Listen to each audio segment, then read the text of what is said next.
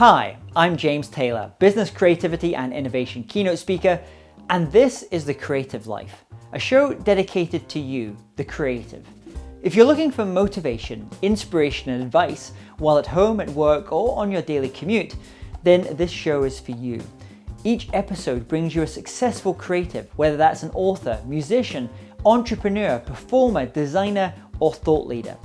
They'll share with you their journey, their successes, their failures, their creative process, and much, much more. You'll find show notes for this episode as well as free training on creativity over at jamestaylor.me. Enjoy this episode. Hi, it's James Taylor here. Today's episode was first aired as part of International Authors Summit. This inspiring virtual summit reveals the secrets of making, marketing, and monetizing a best-selling book. If you would like to access the full video version as well as in-depth sessions with over 40 best-selling authors, then I've got a very special offer for you. Just go to internationalauthorssummit.com where you'll be able to register for a free pass for the summit. Yeah, that's right. Over 40 New York Times and Amazon best-selling authors, book editors, agents, and publishers sharing their insights, strategies, and tactics on how to write and market your first or next bestseller. So just go to internationalauthorssummit.com, but not before you listen to today's episode. Hey there, it's James Taylor, and I'm delighted today to be interviewing Warren Berger. Innovation expert and questionologist Warren Berger has studied hundreds of the world's most foremost innovators, entrepreneurs, and creative thinkers to learn how they ask questions, generate original ideas, and solve problems. He is the author of 11 books, including The Book of Beautiful Questions, a bestseller, A More Beautiful Question, and the internationally acclaimed GLIMMER, named one of Businessweek's best innovation and design books of the year. His writings appear regularly in Fast Company, Harvard Business Review, and the New York Times, and he lives in the lovely city of New York. And it's my great pleasure to have him with us today. So welcome, Warren. Thank you, James. It's great to be here with you. So what's happening with you? What's going on in your world just now? Well, I'm just finishing a book, my new book, which is called The Book of Beautiful Questions. So I'm in the stage now of finalizing it, going through final proofs and jacket copy. And so I'm in that stage of just signing off on lots of things. And that's a nice stage to be in. I'm happy about that. Everything looks good. And then the book will actually come out on shelves October 30th. So it's pretty exciting. So 11. This will be your 11th book. I'm right. 12th. Somewhere around. Yeah. I don't even. I've lost track. So does it get any easier? Going from that very first book to this latest one. Do things get easier as time goes on? I would like to say yes, but I'm not sure it's true. I think that every book seems to bring its own challenges, and I always go into. It's funny. I've gone into several books thinking and even saying to my wife, and this one's going to be a lot easier because of X, Y, Z, because I already have this information or whatever. And I always think it's going to be easier, and it never is. So I don't know. I think what happens is if you really care about your work and your books, they're complex problems, and those problems are going to emerge as you're doing the book and the challenges, and it's always going to be a puzzle that has to be solved, and it's never easy. So let's take us back to the beginning. Your book number one. How did you get into becoming an author? Where did it begin for you? It began for me as a journalist. I was writing articles, and really through much of my career, I was writing newspaper and magazine articles. And back in around 2000, I was specializing in a couple of different areas, but one of the areas I was writing about was advertising. I became kind of a little, follower of advertising, and I didn't write so much about the business side of it as the creative side. I would look at the best ads. Most ads are not very good, but if you look at the best ones, the top 10% or whatever in terms of quality and creativity, those are really good. And so I would look at who's making those, how are they making them, where do the ideas come from, how do they develop them, how effective are they, that kind of thing. So I was writing a lot about that in articles, and I just decided, I have all this information on this subject, I should put it together into one thing, and that became my first book. So my first book was called Advertising Today, and a big coffee table book, and I just sort of poured all my knowledge into one place, and that was the start for me of doing books. So in that process, what would you find was the more difficult element? Because you were obviously writing the book, editing the book, and then you're also kind of getting into then the publishing and the dealing with the distribution and the publicity and all that side. Would I be right in saying the writing bit was the bit that kind of came easiest to you, and the other side was more challenging? Or did you have a pretty good sense because you came from a really understanding publishing that you were maybe a little bit advanced than maybe other first-time writers? I think for the hardest thing was staying with one project for a long time. Because I was so used to, as a journalist, working on something for a while, and then you're done with it. Yeah. And you might be working on an article for a month or 2 months, but then you're done with it, and you get to move on to something else. And a book is much more of a commitment. You really have to stay with it for a long period of time. There's usually periods when you're sick of it, and you really kind of wish that you could move on to something else, but you can't. You have to stay with it. So that was probably the biggest adjustment. Just getting it done, getting it out the door, is a challenge. And then the actual publishing and marketing parts. I would say what happened early on. I didn't know anything about book publishing. So I just kind of sat back and said, okay, I've done my job. I've written the book. Now you, the publisher, it's your job to take care of this. Well, that was a big mistake, because what you learn as an author over time or, from experience is that the book publishers don't do that much other than actually physically publish your book. It's really up to you as an author to make it work, and so you're going to have to hustle a bit. You're going to have to do some of your own marketing, and that means just whatever you can do to get the word out about your book. If you have to write blog posts or make appearances or do podcasts or whatever it is, you have to be willing to do it, because that's where the word of mouth will get built around your book. And if you sit back and wait for the publisher to do it, chances are it's not going to happen. It may, if you're a superstar, okay. If you're a really top writer, then the publisher is going to buy ads for your book and they'll invest in your book. But for 99% of the authors, the publisher really just kind of puts you out there. They give you a little bit of help, but not that much. So it sounds like going from being a journalist, article writing, to becoming an author of like a larger nonfiction. It was almost like going from being a sprinter to like a marathon runner. You're having to change your pacing. Yeah, and doing the marketing, because don't forget, as a journalist, I never had to market myself. If I wrote for Wired magazine was marketing it all. They were the ones that made sure everybody saw my article. But in the book world, it's different. You really, a lot more of the responsibility comes on you to make sure this thing doesn't just die out there in the world. So I think of you, whenever I think of someone ask good questions, and makes me think about asking better questions. That's kind of what I think of you. And as you know, you and I, we give a lot of keynotes and we give a lot of speeches, and almost every second keynote I give, I think I probably reference you, because I think it's so rare that people think about the question. So one thing I had for you, so many people that are watching, listening to this just now, are in that position of being that first time writer. Instead of what ideas would you give to that, first time writer, like that version of you at the start?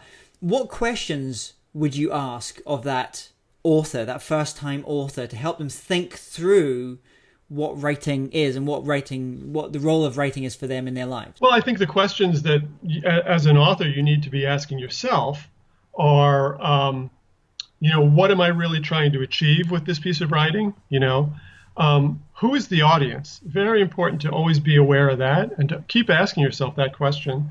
What is this going to offer them, or what are they looking to get out of this book? So you should always have an awareness of that as you're creating the book. And then, of course, once the book is out, then you have a whole other set of questions of, How might I, draw attention to this book? And that's a question you can be thinking about all the time, because ideas will come to you.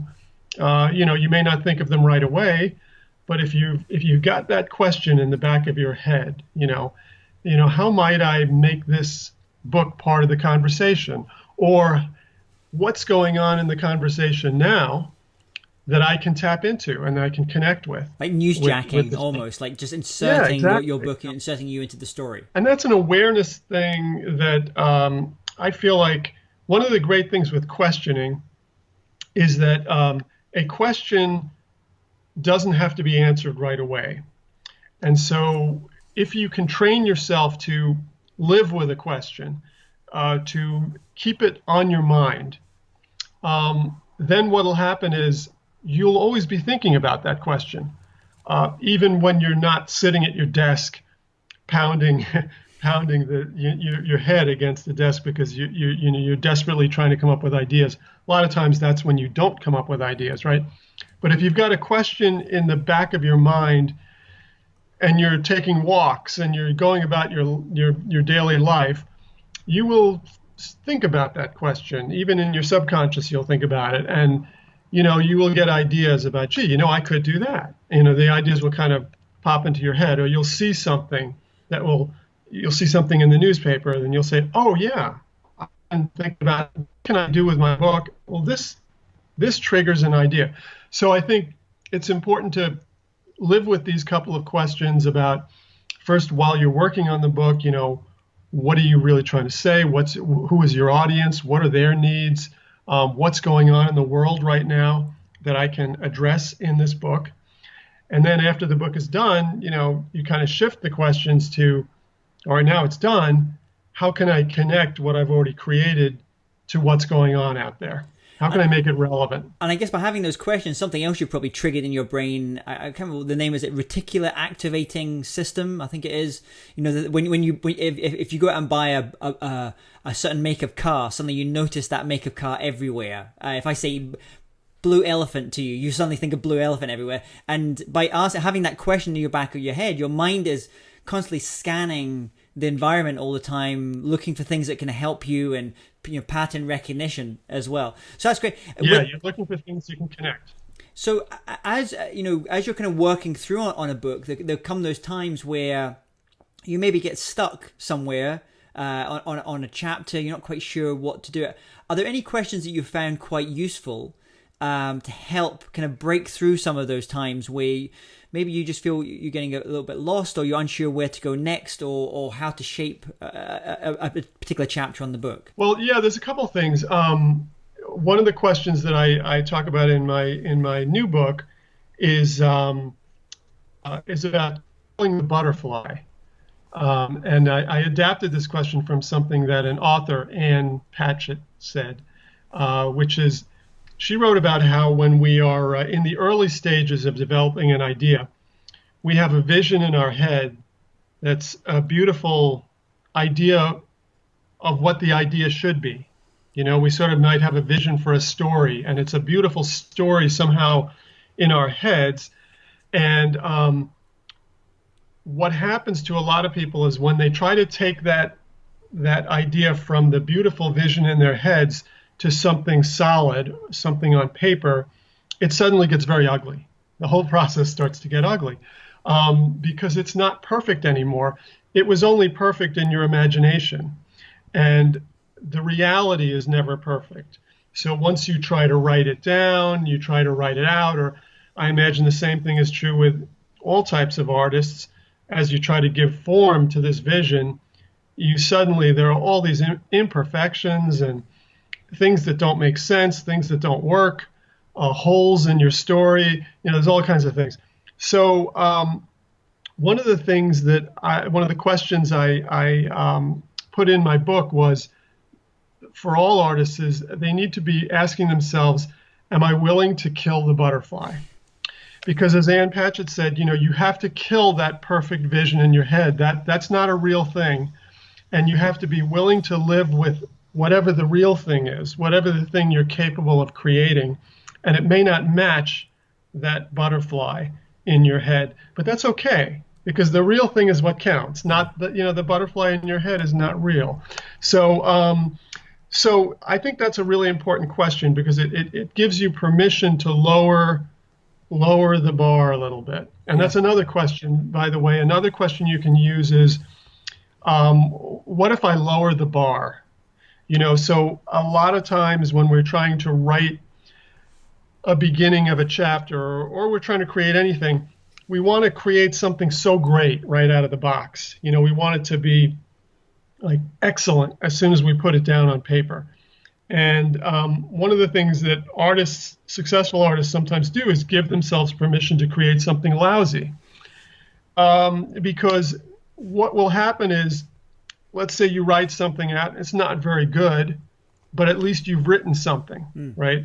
And then you'll go to work on that. Now you have something to work on, and you will make it better. I mean, you won't settle for that bad thing, but that bad thing is a start, So it's like giving yourself permission, asking yourself, what if I begin anywhere? What if I lower the bar? All of those things are designed to give yourself permission to just create without constantly judging, without constantly feeling like it has to be so good. Otherwise, I'm just going to get up and leave. I'm going to just stop. And that's the real enemy of creativity, is that impulse you have to just get up, leave the room, and just quit. Yeah. And we all have it. Everybody has that impulse. So the idea is, how do you overcome? How do you fight against that impulse? How do you work through it? And and you need to find your own ways of doing that. Another thing could be about putting yourself in. I have a couple of questions that have to do with, how might I put myself in creative jail? In effect, you might figure out that in order for you to create anything, you need a couple of hours of being more or less locked up.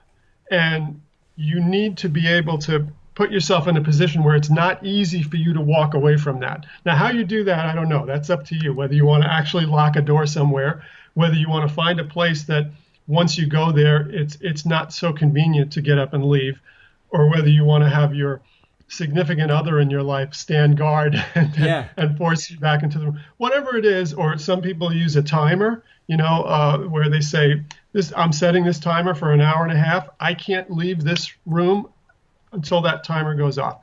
But whatever method you use, you may need to find a way to force yourself to just stay with it. I remember Roald Dahl, the great children's writer, he always bought the same pencils, the same type of pencils. And he always, every morning he would go into his writing and he would sharpen 7 pencils. And then by the end of the 7th, by the time the 7th pencil was blunt, which was usually about midday, that's when he would stop. So he said he always knew they need to get through 7 pencils. That was like a very simple way of doing it. And it was just... That would be his version of creative jail. Yeah. Yeah, which I think is great. I think it's great because, one of the things you hear a lot is people saying, I've kind of written these things, but they're all in the bottom drawer, and I'll put it out when it's absolutely 100% perfect. This perfectionism thing that we have. And I think what you just said there about, killing the butterfly, kind of lowering that bar there, it gives you permission to be able to, okay, it's never going to be 100% perfect. Let's get it out. And I definitely have that thing that Ann Patchett talked about, which is the ideas when they're in my head, they seem so perfect. I mean, it's like I have this vision for an entire movie or whatever in my head, and it all is wonderful and it all makes perfect sense. And, the thing is, that's just not true. It's almost a trick your imagination plays on you, I think. The idea that telling you that this thing is beautiful and perfect, it's really not. And that's why if you start to dissect it and put it together into something, you realize, it was just kind of a half-baked idea, but that's okay, because that's your starting point. That half-baked idea is your starting point. But you just have to not be discouraged when you realize it's half-baked. It's okay that it's half-baked. It would be amazing if an idea came out of your head fully baked. It could happen, but I don't think it happens very often. And so you have to realize that it's probably half-baked while it's in your head. And the only way it's going to get fully baked is to take it out of your imagination, start really working on it. And it's funny, I mean, we hear this not just in writing, but in lots of any kind of creative work, you know, this danger of comparing your back shop to someone else's front shop. You know, comparing, you know, you see the artist on stage doing this great thing, and then you're looking at yourself just kind of working on, like, not able to get a song out, and you look at some author up there, you know, in front cover of something, and you're struggling to get that first chapter in. So it's just kind of giving yourself permission to realize it's not killing the butterfly. You don't know what that artist went through to get to that finished stage. I mean, they might have started with something that wasn't very good, you know, and just work their way to that point. So it's a very interesting kind of way that we have to battle against our own imagination. Was there, as you were kind of you got this latest book, the book previously, which they're kind of they kind of go together really, like they're kind of very complementary, these books. Was there a stage in the writing of either of those books where you kind of got stuck yourself and you had to kind of use the kind of questioning on yourself and really maybe ask yourself a number of questions to kind of get yourself unstuck? Yeah, I did. I definitely did, because what happened was, you know, the first book was very much a more general take on questioning, and it was about, you know, why is questioning so powerful? You know, why does it allow us to do all these great things? And why don't we ask more questions? What is it in our culture or our education that tends to maybe keep us from asking a lot of questions? So that book, I felt like, was a very general kind of look at the phenomenon of questioning. And then with the second book, what I wanted to do was dig deeper on certain areas that I thought were really important, where we could use questioning. So I went from the very general to the more targeted approach. So in the second book, I'm looking at, okay, we know questioning is a great tool. How can we use that tool to help us make better decisions? How can we use that tool to fire our own creativity? How can we use that tool to be better leaders? And how can we use that tool to connect with other people on a personal level? So those four areas: connection, leadership, creativity, and decision making. That's where I was going. So there were a lot of challenges once I went to that format. I thought it would be easy. Again, you know, it's that idea, oh, well, I've already done a questioning book, so this is just going a little deeper. It'll be easy. Well, actually, in some ways it was harder, because because I was getting more specific in each of these areas, it was almost like I was writing 4 books. I was writing one book about decision making, another book about creativity, another book about leadership, and another book about human relationships. And so, you know, it became a real challenge on that level. As far as the questions I asked myself, I always kept asking, you know, what is the essential information, and what is essential to be in this book? Because the big challenge you have with any book, and with this book in particular, is there's so much you could talk about. So once you decide you're going to talk about creativity, you know, there's so much you can talk about. So I always had to be focusing, okay, what do I really want to focus on with creativity? You know, there's a lot of directions I could go in. What do I really want to focus on, and what questions are going to be most important? And so I really focused in on the ones you just talked about. You know, how do you get past the blocks? How do you overcome the things that stop you?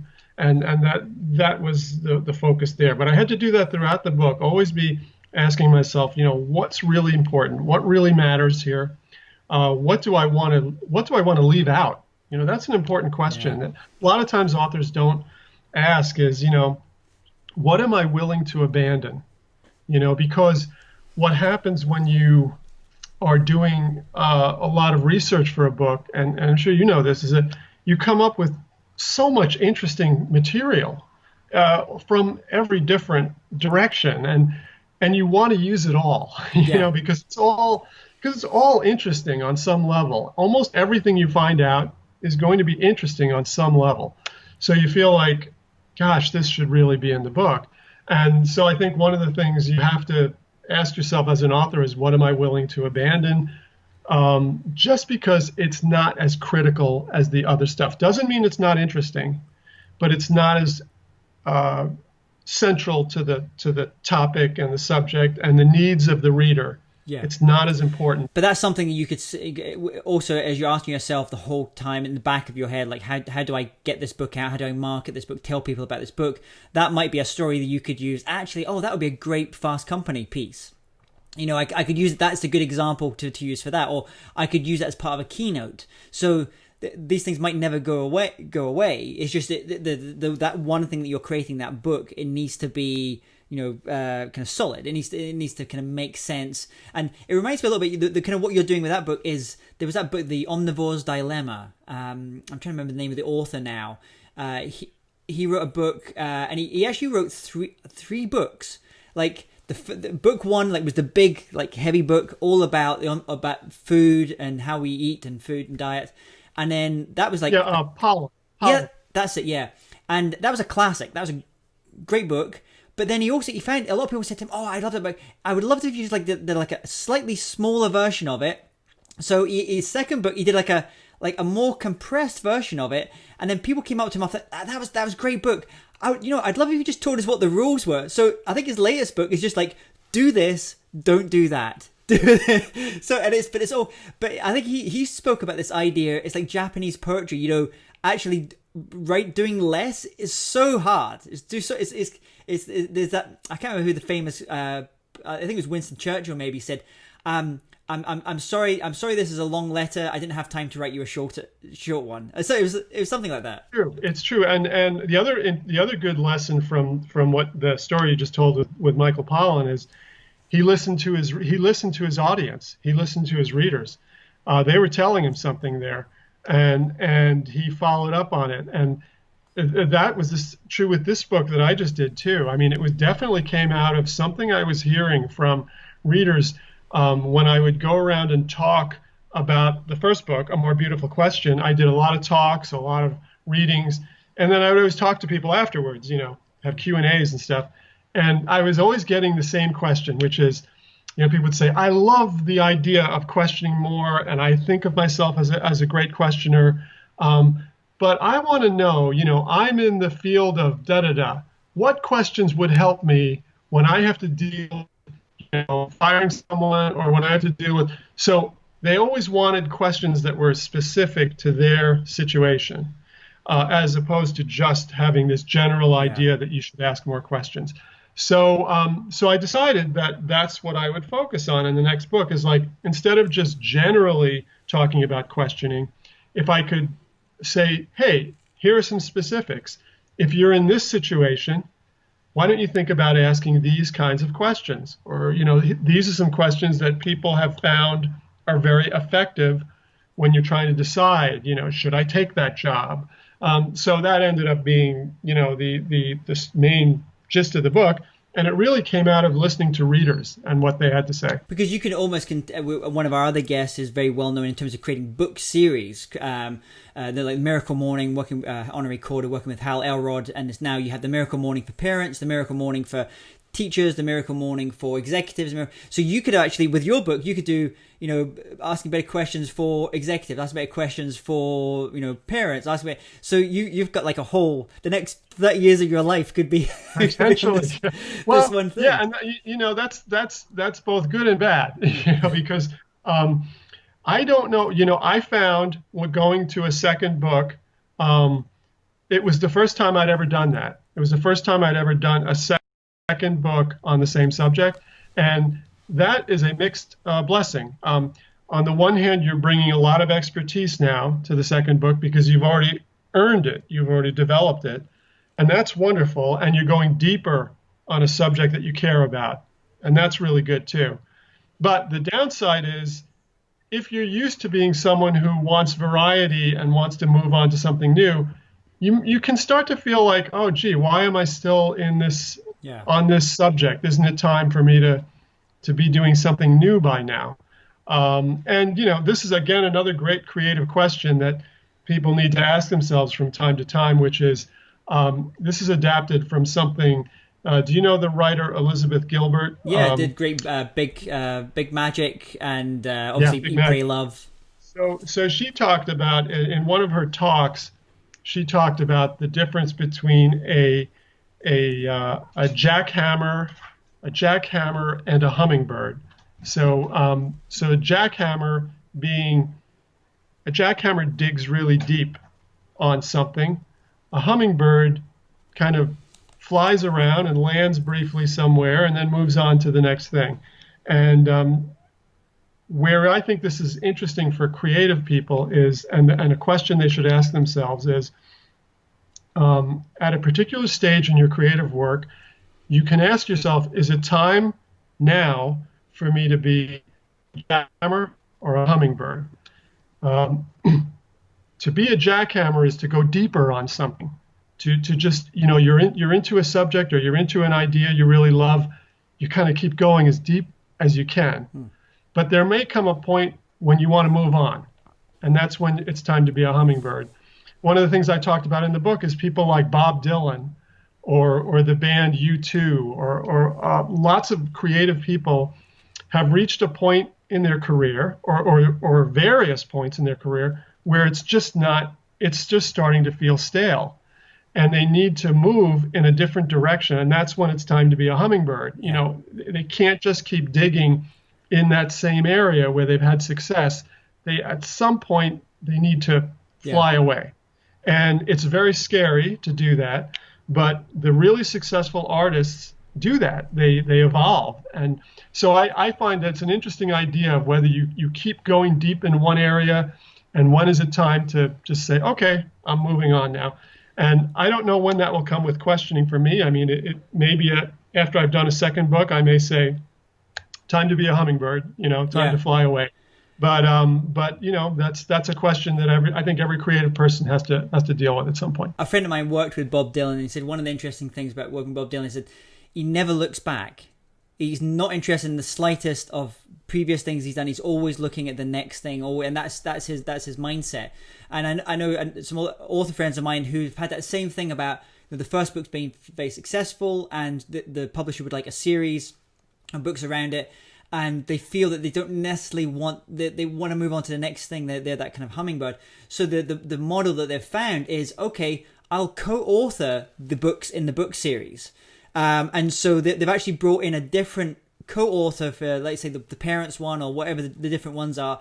And so really they have that kind of executive control over it, but they're not having to do the heavy lifting, and that releases them to the time to work on the new thing. But I think it's a really fascinating question, and it's a good problem to have because it means that the first book has been successful enough to. Yeah. It's a wonderful problem to have. But it is true that artists really get locked into something, or creative people get locked into one area, and it can be great for a while. But they may find at some point that it may be that they can even still make a lot of money doing what they're doing.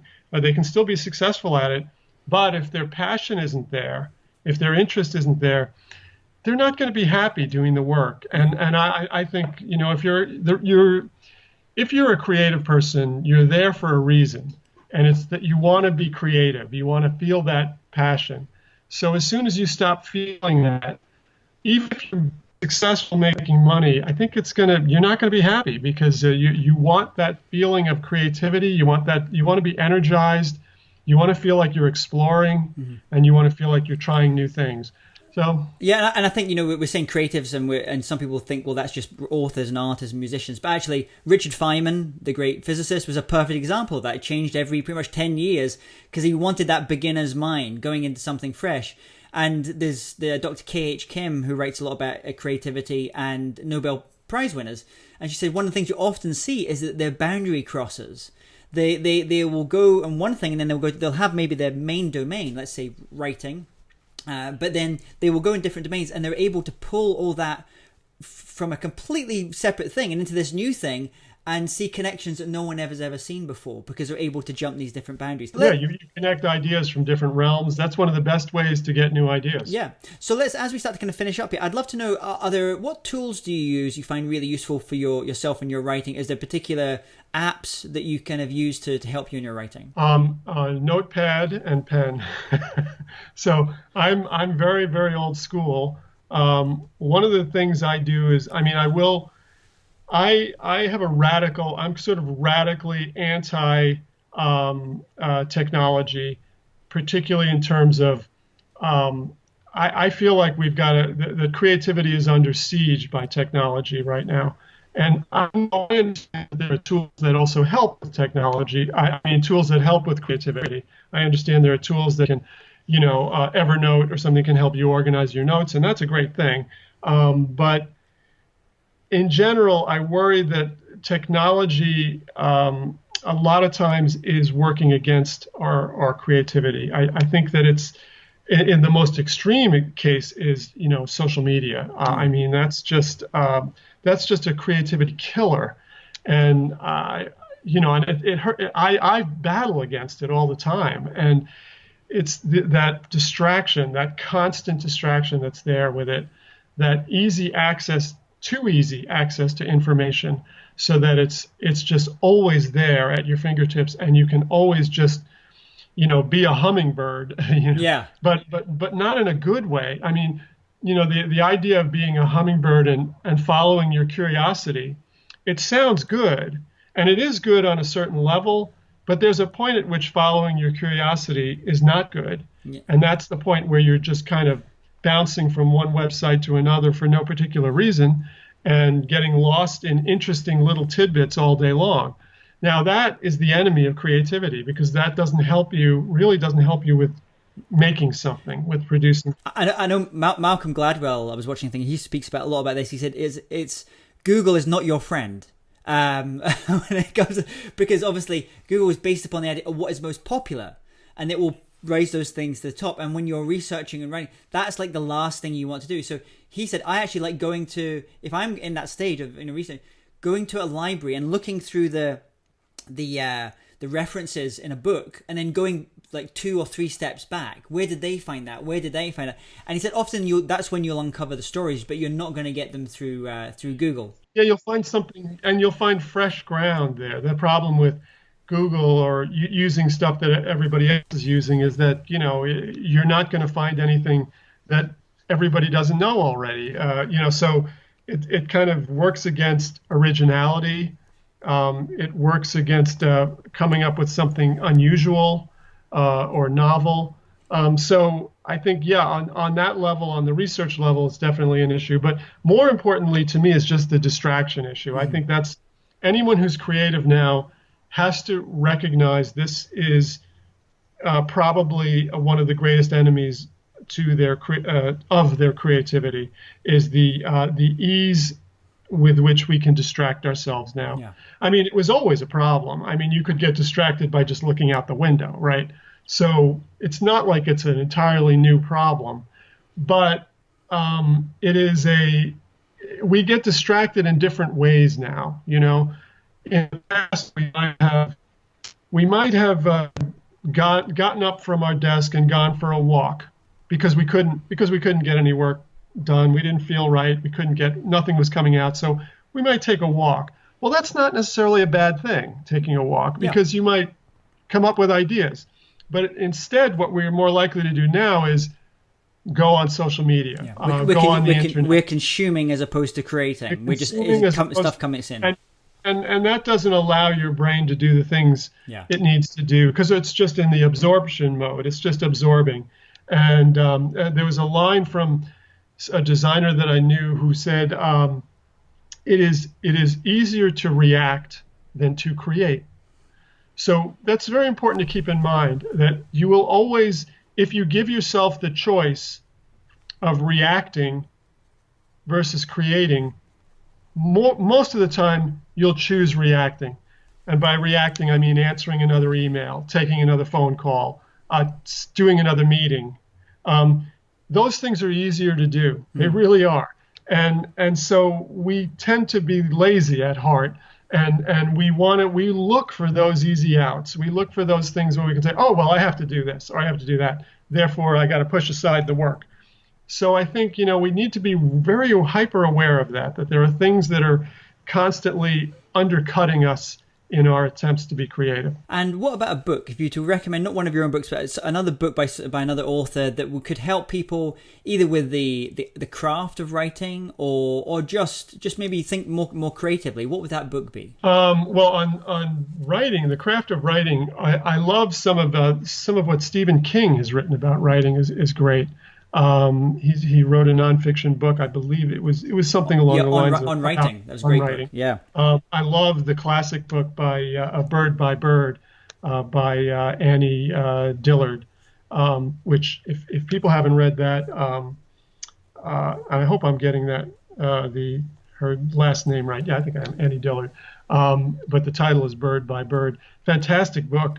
It is just a great. It's so beautifully written, but it talks about the what makes writing such a special thing, and it's very inspirational.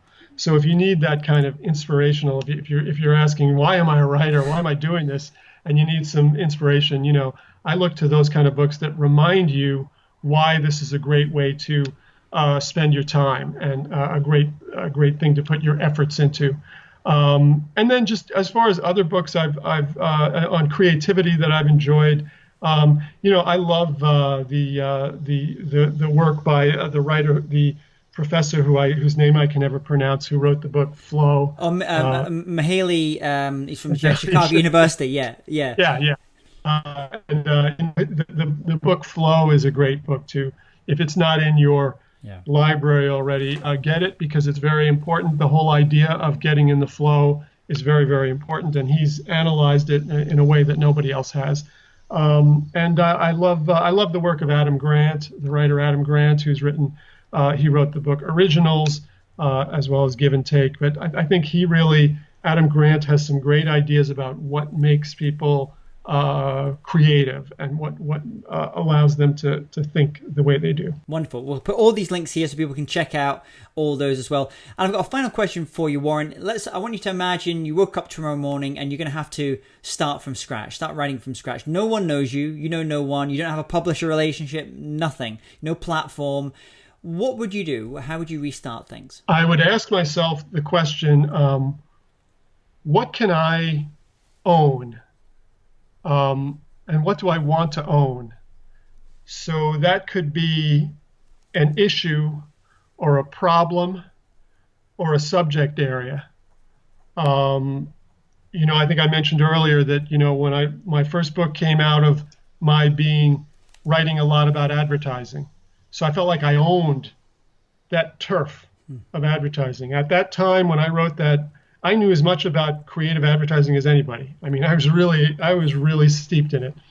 So I think one good thing to ask yourself as a writer starting out is, where would I be able to create a niche for myself? Where might I be able to bring something to the table that I care about? Maybe I have some talent in that area. And also that maybe there's not that many people talking about it. The more you can find an area that's a little bit fresh, it's not being done by everybody, but it's a little more distinctive.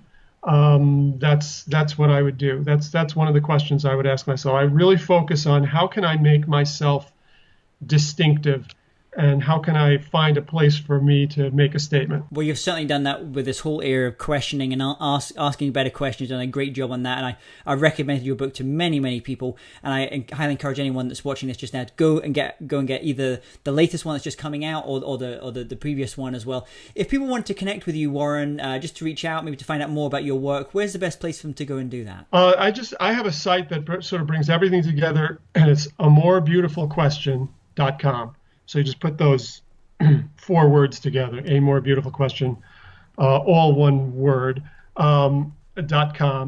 And what that is kind of a clearinghouse of writing about questioning. It's got both of the books on there, so you can see the difference between them and what they're covering. And just even fun stuff, like there's a place on there which has all songs that have questions for a title. And I always invite people, if you know it, if there's a song that has a question for a title, like who wrote the book on love, something like that. So if you know of a song that has a question for a title, send it in to me, because we're trying to build the definitive list of question songs. But there's all kinds of fun stuff about, there are quizzes you can take about what kind of questioner are you and that kind of thing. So that's kind of the place to go if you're for all things about me, and mainly all things about questioning. Wonderful. We're going to put those links here below. Warren, it's been an absolute pleasure speaking with you again. Thanks so much for coming on this and sharing your brilliance and about your life in writing. Thanks so much for today. Thank you, James. Goodbye. If you're interested in living a more creative life, then I'd love to invite you to join me as I share some of the most successful strategies and techniques that high-performing creatives use. I put them all together in a free downloadable ebook that you can get by going to jamestaylor.me. That's jamestaylor.me to get your free downloadable ebook on creativity.